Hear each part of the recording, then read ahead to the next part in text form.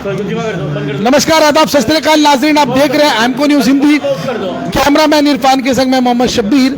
अभी मैं आया हूँ उस शख्सियत के पास जो अपने हमदर्द दिल से जाने जाते हैं। काफ़ी बड़े सोशल वर्कर जाहिद भाई ने इस जानना रोड में एजुकेशन के नाम पे बहुत बड़ा काम किया है, काफ़ी गरीब लोगों के लिए काम किया है। मैं आज उन शख्सियत से दो सवालात करना चाहता हूँ कि इतनी बड़ी खुशी के मामले वो किस तरीके से अपनी खुशी को इजहार करते हैं। जाहिद भाई अस्सलाम वालेकुम। पहले आप बताएं कि आप कैसे हैं, आपका तबीयत कैसा है? बिल्कुल ठीक है, अभी अल्लाह का करम है। अल्लाह का करम है। काफ़ी लोगों का दुआ है आपके साथ, इसीलिए आपका तबीयत अभी खुश है, अल्हम्दुलिल्लाह तंदुरुस्त है आप।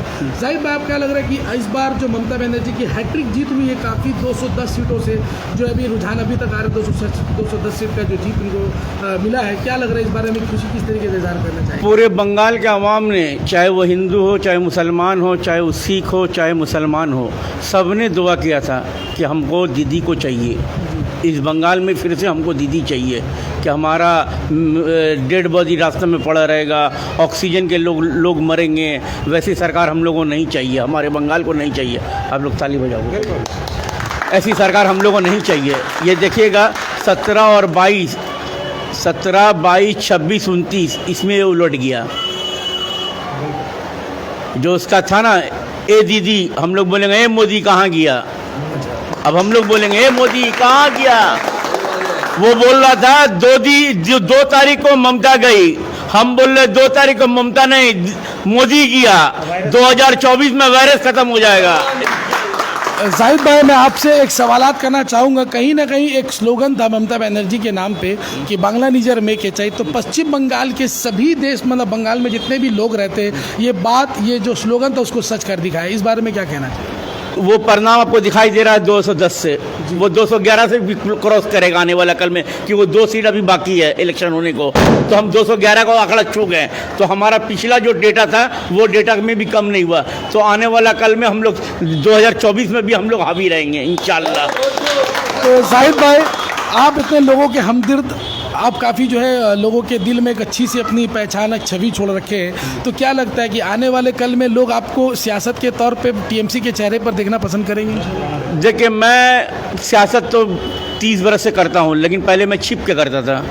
लोगों सबों को मालूम है, सब बड़े लीडर मेरे को शुरू से जानते हैं, ऐसा कुछ नहीं है। मैं कांग्रेस के ज़माना से करता था। जब हमारे यहाँ दीदी आती थी तो हम लोग उनका भी इस्तकबालिया बहुत धूमधाम से करते थे। तो हम लोग शुरू से कर्मी हैं, और इंशाल्लाह इस वक्त वार्ड में अच्छे आदमी की ज़रूरत है, अच्छा काम होना चाहिए। अब दीदी अब खुद चाह रही है कि अच्छा अब विकास के ऊपर में वोट होगा। विकास नहीं, वोट नहीं। जो आदमी विकास करेगा उसको वोट मिलेगा। हमारी दीदी ने बढ़ चढ़ के विकास की है पूरे बंगाल में, और उसका ये परिणाम है। अच्छा, सवाल ये है कि शुभेंदु अधिकारी का चैलेंज था ममता बनर्जी को कि मैं 50,000 वोटों से इनको हराऊंगा, वरना मैं सियासत छोड़ दूंगा। तो क्या लगता है कि इस बारे में क्या कहेंगे? ऐसा शुभेंदु अधिकारी को ना दीदी 50 तो शुभेंदु पैदा करेगी। 50 तो दीदी से 291 सीट लड़ा जाता है।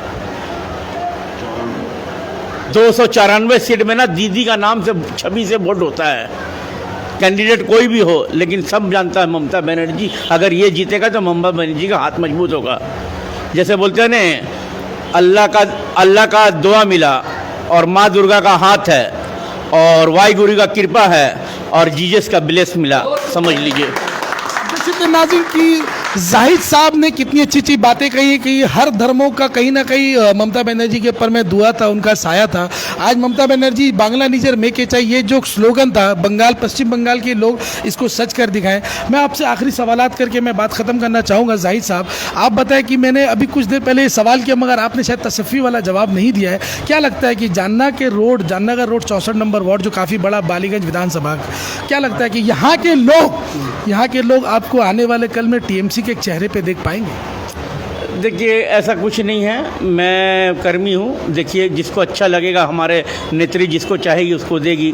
हमारे अभिषेक बनर्जी नेत्री और हमारे लीडर जो सुब्रतो मुखर्जी है, इनका चाहने से होगा। भाई यहाँ पर चेहरा तो बहुत है, ऐसा नहीं है, अब उसमें से एक चेहरा निकल के आएगा। अब जो अच्छा रहेगा उसको ज़रूर मिलेगा।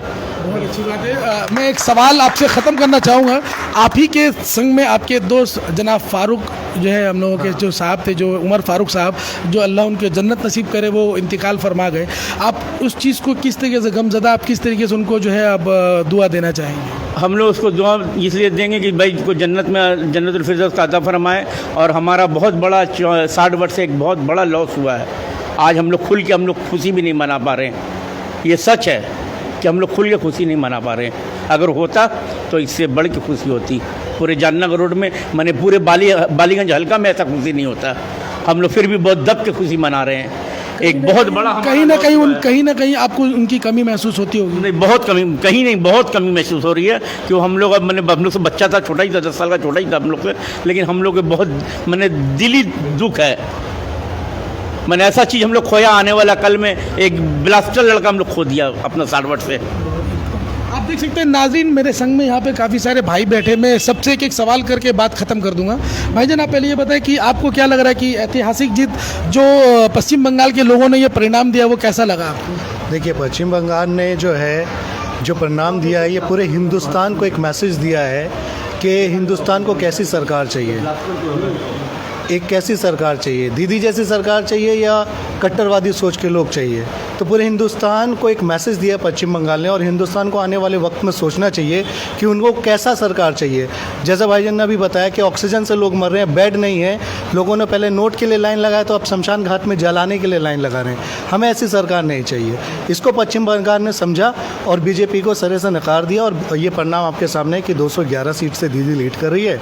और यही मैसेज मैं आगे दूंगा कि आने वाले वक्त में पूरे हिंदुस्तान की आवाम ये समझे कि उनको क्या चाहिए, उनको कैसी सरकार चाहिए। ऐसी सरकार चाहिए जो उनके बच्चों को रोज़ी को छीन रहा है, उनके जान को छीन रहा है, ऑक्सीजन तक नहीं प्रोवाइड करवा पा रहा है। ऐसी सरकार चाहिए, या ऐसी सरकार चाहिए जो आने वाले वक्त में उनके बच्चों को रोज़गार दे रहा है, एजुकेशन दे रहा है, सारी चीज़ें दे रहा है। कैसी सरकार चाहिए, ये दीदी ने एग्जाम्पल दिया है। ये आने वाले वक्त में हिंदुस्तान की आवाम को सोचना पड़ेगा। बहुत अच्छी बात। देख सकते हैं नाजरीन, कहीं ना कहीं जाहिद भाई के जितने भी चाहने वाले हैं अभी के टाइम पे, जब अब मैं अपने कैमरामैन से कहूँगा कि वो पीछे की तरफ दिखाई, देखिए ऑक्सीजन सिलेंडर, काफ़ी बड़ी जो ऑक्सीजन सिलेंडर वहाँ रखी हुई। देखिए, आप देख सकते हैं नाजरीन कि जाहिद भाई इस टाइम पे भी, वो कभी भी लोगों को मदद करने के लिए वो कभी पीछे नहीं रहे। वो आप देख सकते हैं लाइन से सब कंप्यूटर रखा है, गरीब बच्चों को तालीम देने के लिए, किसी भी चीज़ से आप सोच के देखिए।